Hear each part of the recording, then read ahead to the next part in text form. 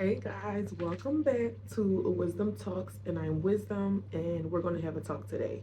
So, today we're going to talk about limerence and how it's very important for you to identify if you are in limerence, if it's limerence, or if it's actual love. Okay, just putting it out there. If you are watching something like this, it is likely limerence. Okay, and I have my handy dandy notebook because, as we all know, I can be a little scatterbrained, so I need to write stuff down. Okay. Now, I'm doing this video because I suffered with limerence for a very long time, and I did not know what it was. I did not even know what limerence was until I started to wake up to what was going on with me, and I started to educate myself and understand, because education is power. All right, when we learn more, when you know better, you can do better. So once I started to research more and understand what limerence was, I was able to break free from it. So I'm making this video so that somebody out there who might be suffering with the same thing that I was suffering with, right, can break free from it and get healed. All right, in Jesus' name. So first off, what is limerence exactly? Okay, so I wrote the definition down. The definition for limerence is a state of intense infatuation and obsession with another person, often accompanied by intense, intrusive thoughts and fantasies. Okay, so limerence a lot of times is when you have a relationship with someone else, but in your own mind. So that's pretty much what it is. Okay, you might know a person, you might like a person, you might even be talking to somebody, right? But most of the time with limerence, you are way more up in your emotions, in the feelings, in the fantasies of the person than they are with you.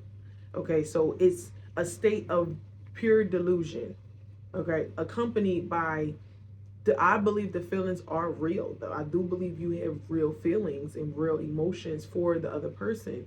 But most of the time with limerence, it's a person that you don't typically know that well. Okay. It might be someone that you see from a distance. It might be a family friend. It might be just someone you see often that you grow this type of obsession with from afar, right? Okay. I wrote, it's more about how the person makes you feel than about you truly knowing them. Yes.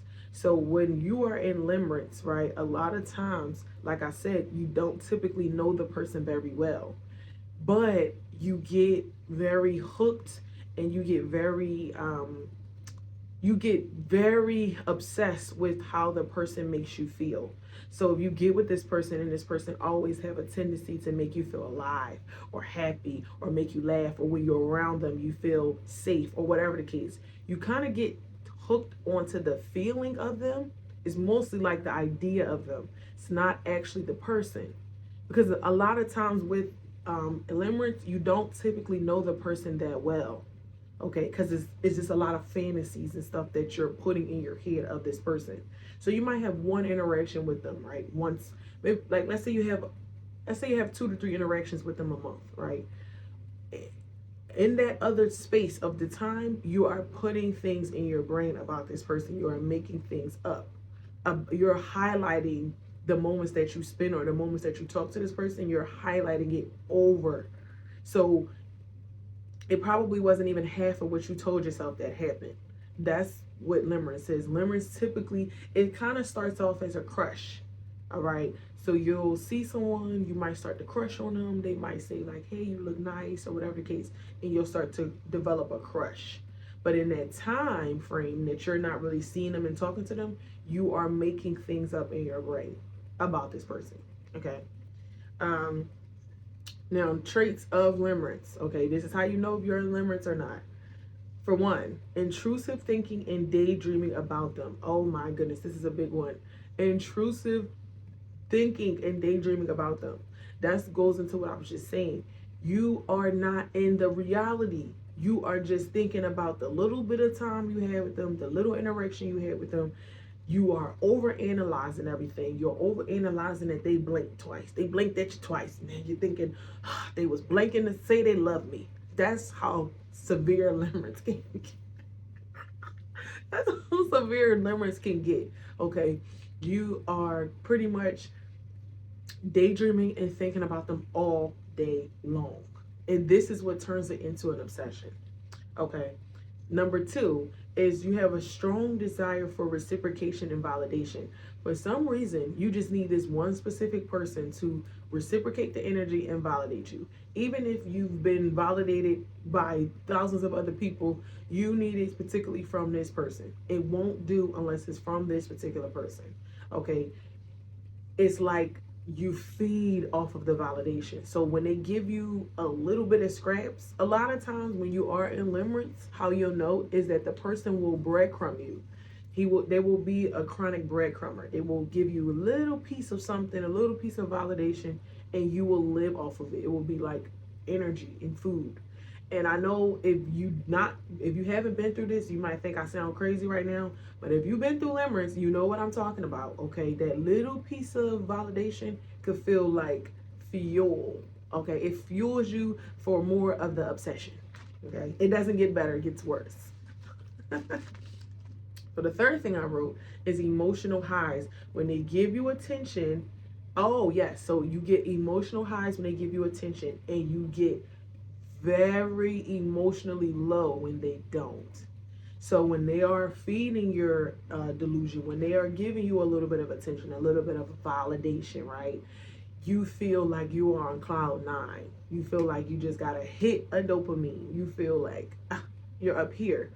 But you feel that same intensity when they ignore you, when they reject you, when they ghost you. Because typically when you're in limerence with someone, they typically don't like you as much as you like them. But you just can't see the signs. You can't read the signs. Because most of the time with limerence, by the time you might start talking to the person, you done already built up the crush and the affection, the emotions for the person so much that you are like, you're not able to see clearly. Okay. For me, right, when I was in limerence very heavily, it was with someone that I was seeing all the time. It was one of my friend's family members. So I would see him all the time at the cookouts, at the events, at different things, and I was developing feelings for him, but I didn't know him. I just knew him from afar. I just knew what he looked like. I knew the persona that he showed when he came around. So I was growing and developing these intense feelings based off of just what I was telling myself. I was telling myself, like, he's this and he's that, and oh, he's so, he's so sweet, and he's just taking his time to get to know me. He want everything to be right. No, it was wrong. He did not like me. He was not there with me, right? He was off thinking about his own things, but I was developing this crush. So once we started to talk, right? Once we started to actually talk, I was already up to here with my emotions for him. I already felt like I really, really liked him, and I didn't really know him, right? That's a prime example of how limerence can start. And then I felt like once we started to talk, it was kind of like I needed him to validate me. I needed him to tell me I'm worthy so I can know I'm worthy to be alive, right? That's how deep limerence gets. But it got like that, and the more he would not validate me, like he would validate me from time to time, right? So what he would do is he would validate me heavy. Like he'd be like, oh, you're beautiful, and da-da-da-da, you're amazing, da-da-da. And then when he would randomly ghost, right? Randomly ghost me, randomly not text me back. And it would make me feel just so low. It would make me feel like the same how I felt on a high, I would feel on the low. And it spiraled into a nonstop cycle of me wanting his validation and needing it. I became obsessed with the validation from him in particular. So that was a quick little. So the next thing I wrote is you can tend to overlook the red flags and incompatibility. Right. So yes, you can tend to overlook the red flags and incompatibility. Oh my goodness. So with him, right, I didn't realize that we were not compatible. It took me some time. It took me a while before I even realized that we weren't compatible with each other. But at the time, right, and I was overlooking lots of red flags, you know, a liar, a cheater, a manipulator, all these things, a thief, all these things I was overlooking because I was just like, oh, I like him. I was turning the red flags into green flags. Like, oh, he's just so charismatic. And oh, he's just not, he only cheated on his ex-girlfriend because he wasn't getting his needs met. That's a prime example of turning red flags into yellow, and into green flags, okay? Overlooking red flags and overlooking incompatibility. Okay, so you'll realize a lot of times when you actually get to know the person that you have limerence with, you'll realize you probably don't even like them. You probably don't even like them, okay? And you'll realize that they're not even all as great as you're making them out to be. They're just a regular person. But because it's something in your brain that have bonded to this person in the fantasy, okay, you tell yourself that they're way more and they're way better than they actually are. All right. Um, then I wrote, limerence is like a spark, exciting and consuming, but often unstable. Yes. There is no certainty when you're in limerence. There is no for sureness of nothing. You don't know how this person feel about you. You don't know what's going to happen with you and this person. You don't even know if they feel the same way about you. You know nothing. All right. All you know is that limerence is mainly based off of a feeling and not off of factual. When someone likes you, when someone is into you, you will know it. When it's mutual is when it's love. When it's one-sided is when it's limerence. Okay? Unrequited love, meaning it's on one end of the spectrum. It's not, real love is mutual. Okay, real love is between two people. It's not between one person and then the other person have to grow and get there. And a lot of times when you are in limerence, you think like that. You think, this is the person for me. This is it. I know this is going to be it. We're going to be together. We're going to do this. They just haven't realized that I'm the person for them. They just haven't gotten there. It's the fantasy and it's the lies that you are telling yourself that makes the limerence more severe and makes it more worse. Okay. Okay, so the next thing I wrote is, why does it take limerence so long to get over?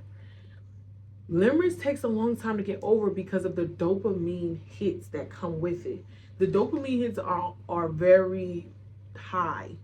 Okay, it's almost like a hit of like drugs, or just something that brings you a lot of fulfillment. When you are in limerence, a lot of times you will feel these super high highs. Okay, and so that is what keeps you stuck in it.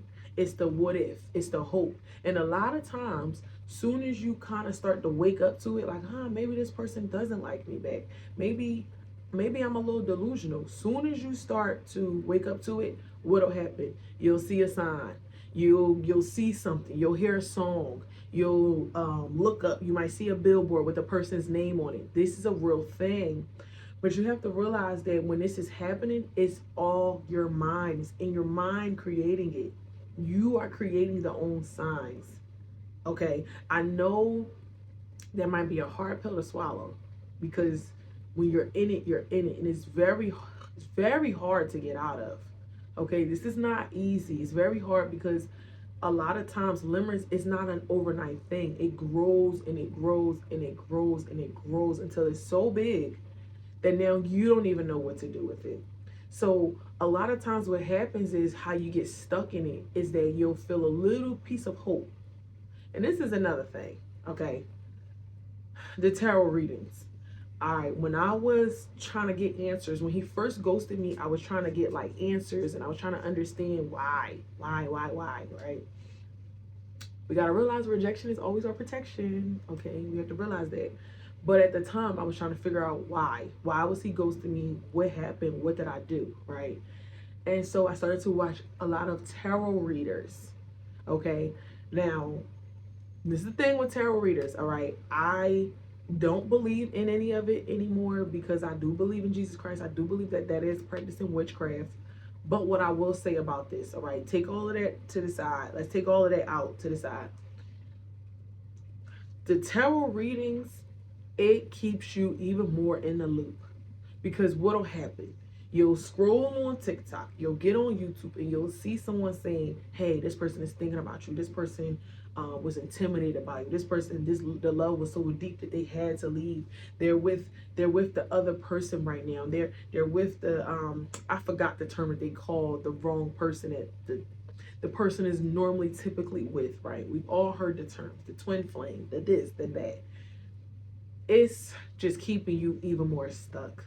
Okay, if you're watching the tarot readings and stuff, you got to get out of that. You got to get out of it because it's going to keep you right where you're at. You're going to keep spiraling and looping. And you're going to keep thinking that because the messages are going to be the same. The person is thinking about you. The person is about to reach out. Now, granted, sometimes, right? Sometimes those things actually happen. Sometimes the person might reach out to you. Sometimes, it could be possible where maybe what they're saying is true, right? We don't know. But what we do know is that it's very dangerous. It's very dangerous watching those tarot readings, watching them, getting false prophecies over your life. Someone is telling you, yeah, they're thinking about you. They're coming back. And, you're waiting. And now it's just growing and growing and growing and growing and growing. And a lot of times that stuff brings confusion because you'll watch one video and they say, oh, this person loves you too. This person is thinking about you. You'll watch another video and they say, oh, this person is not coming back. This person is this person is that. So all you're doing is just going in big circles. Okay? Remember, people, God is not the author of confusion. Okay? So I wrote that, and then let's see what else I wrote because limerence, it takes a long time to get out of. I think I searched it, I looked it up, and I said, how long does limerence typically last? And it said for about a good 6 months at the least.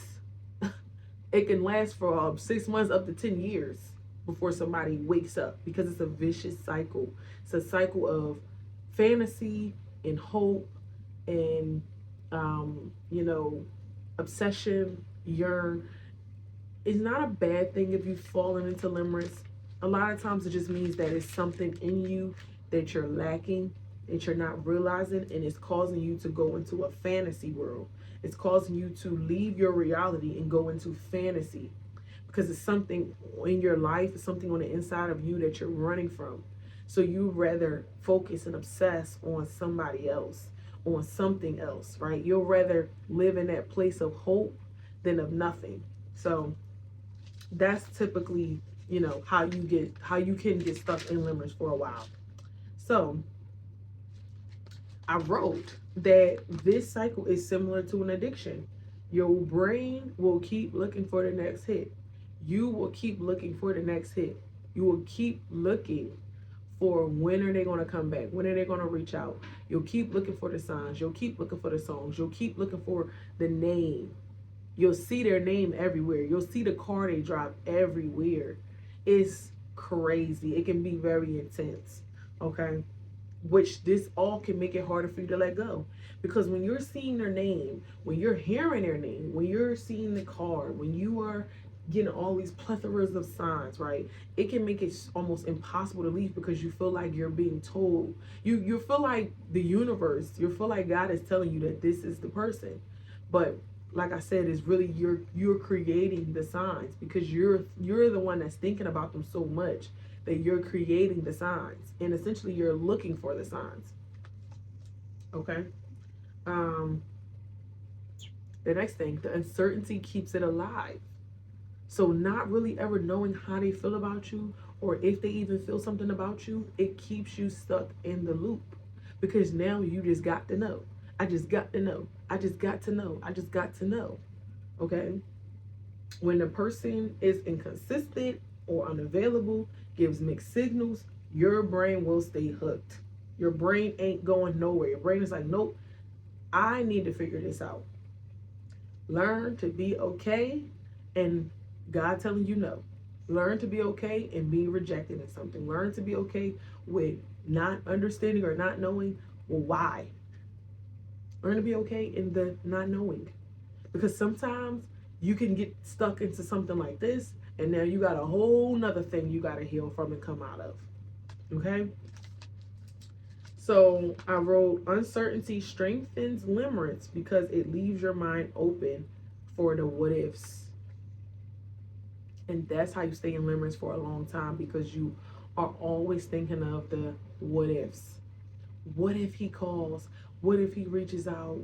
What if he realizes that I'm the one? What if she, whatever, right? You get stuck in the what ifs. And that's how limerence can keep you in the loop for a long time. So, the next thing I wrote is that limerence thrives on fantasy. This pretty much just goes into what we're talking about, the whole thing. Limerence mainly is you creating fantasies and things about them in your head. So you're not actually looking at who they are, who they're showing you they are, inconsistent, inconsiderate, right?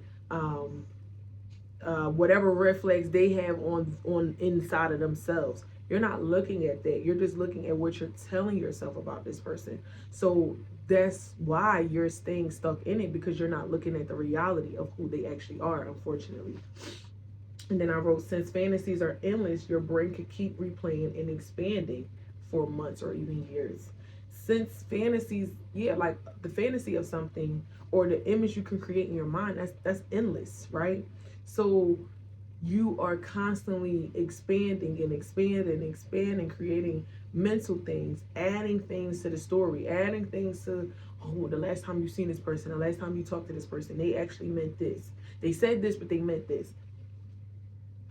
I will say it again. Don't be in the fantasy of anything. Be in the reality of everything. Be where you are. Okay? Be exactly where you are. See people for exactly who they are. Okay? And then I wrote, you are needing something from your inner needs that aren't being met. Validation, belonging, or being chosen. And a lot of times you can fall into limerence with someone because the person is directly triggering something within you. Okay? And you are feeling like it could, like I said, 9 times out of 10 is the feeling of being chosen, of being validated. So that's something you need to work on within yourself is, you know what? I need to start validating myself. I need to start choosing myself, because if I'm waiting on this person to validate me and choose me, you might be waiting forever. They might never do that. Okay? I strongly urge and suggest that if you are in limerence, that you really recognize what it is, see it for what it is, see the person for what it is, and heal from it. It's just something that you have been, something that's on the inside. A lot of times things don't come up until things like this happen, till we get into limerence, until we fall into other things, and then we're like, wait a minute, I didn't even know these things were inside of me. I urge you to heal, to go within, to look at the problems that's wrong, to actually fix yourself and actually realize that you can heal yourself. You can fix what is wrong with you. You don't need this person to come in and make things better. You don't have to stay in a fantasy. You can actually have whatever fantasy you're creating with someone, with this person. You can have that in the real world. You can have that with somebody. But you have to get out of this. You have to get out of this obsession. It's like an addiction. Okay, so I'm going to make another video on how to break free from limerence. But I hope this helped to give you some signs to know if you are in limerence. And I just hope that you get free from it. Okay, so I'm Wisdom. This is Wisdom Talks. And I will see you in the next talk. Bye.